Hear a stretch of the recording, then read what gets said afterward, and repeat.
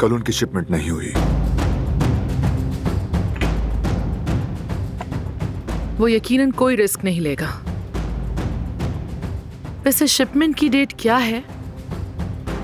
अहम बात तो वो है। हम कैसे जानेंगे बारान?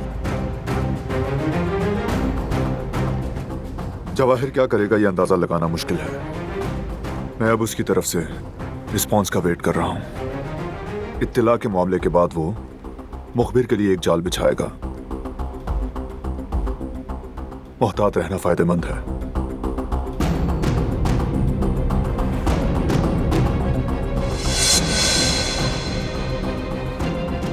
यकीनन हमें उस नई शिपमेंट के लिए एक बिल्कुल नई तहकीक करनी होगी। हमारे इतने अरसे की रिसर्च और मालूमात अब बेकार है।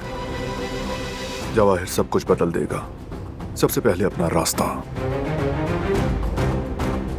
अगर बारान कुछ कर ना पाया तो जवाहिर हमें नुकसान पहुंचाता रहेगा। मजीद ये कि वो जाल भी बिछाएगा। मेरा ख्याल है कि हमें इस मामले में पुलिस के साथ मिलकर काम करना चाहिए।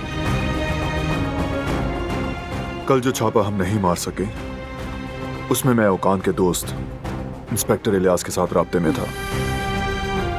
अगर हम प्लान एग्जीक्यूट कर पाते तो पुलिस पहले ही शामिल हो चुकी होती। तो मैंने सब कुछ खराब कर दिया। या अल्लाह, मैंने क्या किया?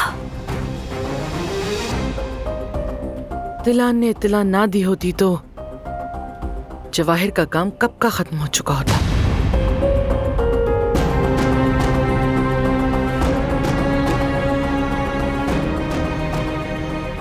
जो होना था वो हो गया।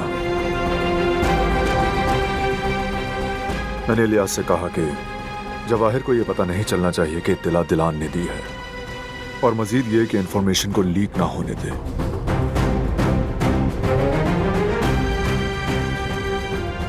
सब बर्बाद कर दिया मैंने, और वो अब भी मेरे बारे में सोच रहा है।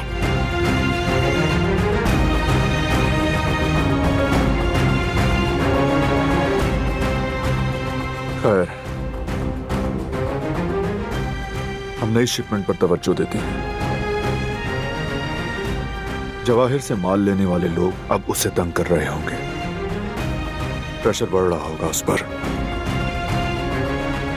अब वो नई शिपमेंट के लिए ज्यादा इंतजार नहीं करेगा। मैं भी यही सोचती हूँ। इस बार हमें ज्यादा मोहतात रहना होगा और इस काम को जल्दी खत्म करना होगा।